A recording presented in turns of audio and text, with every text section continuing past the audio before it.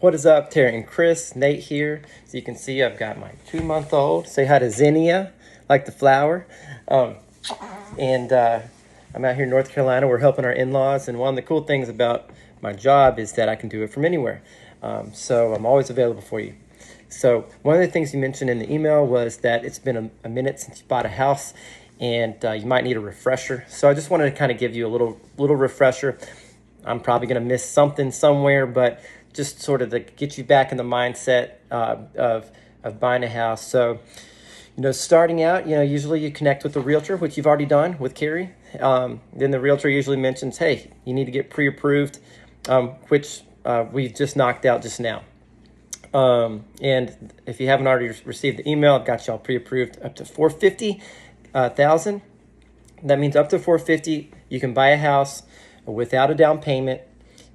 You're not required to sell your current house, and since you qualify with your full mortgage payment, no rental income is needed to qualify, and so that means I do not need your tax returns. So I'd still work on that, but it's not going to be a holdup to buying a house, which is pretty cool. So now that you're pre-approved, usually what the next step is that you'll work with Carrie to find a house that you like, usually one that is the right price, and the right house, and meets all the criteria, or at least enough of the criteria. And then when you're ready to put the offer in, Carrie will typically reach out to me. She might say, hey, Nate, we found a house at 1223 Bobby McGee Street in Norfolk or in Virginia Beach. Can you please send me a pre-approval letter for this much? $335,000. And so I'll send an updated pre-approval letter, customized to her, that she can include with the offer that she writes up. She can submit it, and we'll work together to win for you. And once you get that ratified contract, ratified just means that the seller has agreed to the offer and both parties agree. Sometimes the seller might counter the offer by a smidge, and then you counter back and you meet somewhere. But once you find that mutual meeting place, everything's in writing, it's signed by all parties. That's a ratified contract.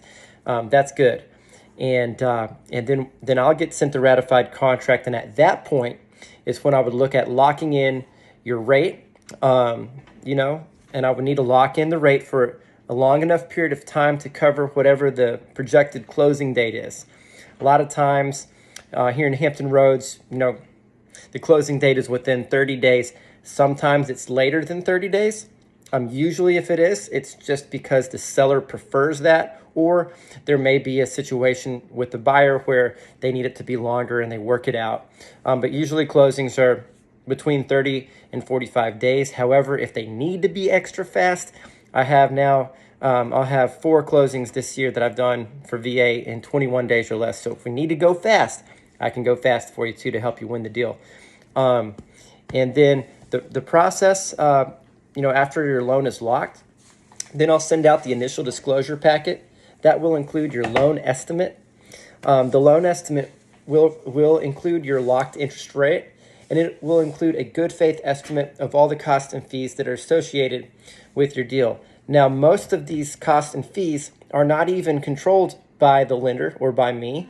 They're from third parties and the city for taxes, home insurance, property tax, the appraisal that's set by the Department of Veterans, the title company.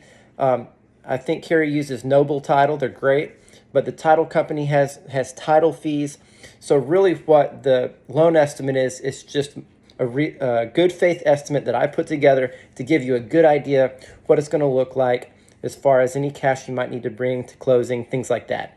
And I'm always striving to make that as realistic of an expectation as possible so that there's no surprises during the process and everything is right on track and you can have that certainty, if that makes sense. And yeah, I mean, the nowadays getting a mortgage is a little bit, it can be a little annoying, I guess, with the documents needed. Like right now, I have most of the documents I need, but a month from now, I'll need updated bank statements for August. I'll need an updated LES for August. So, anything that can be updated, we'll probably need as soon as it becomes available. So just keep in mind, it's just part of the requirements.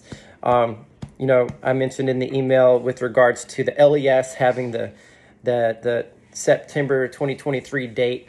We may need a statement of service or copy of the reenlistment information, but that's just standard stuff. We're always going to look.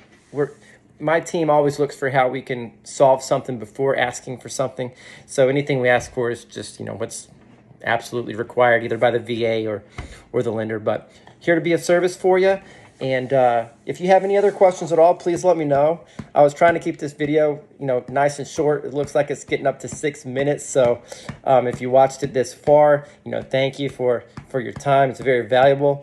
And please let me know if you have any additional questions at all. Talk to you soon.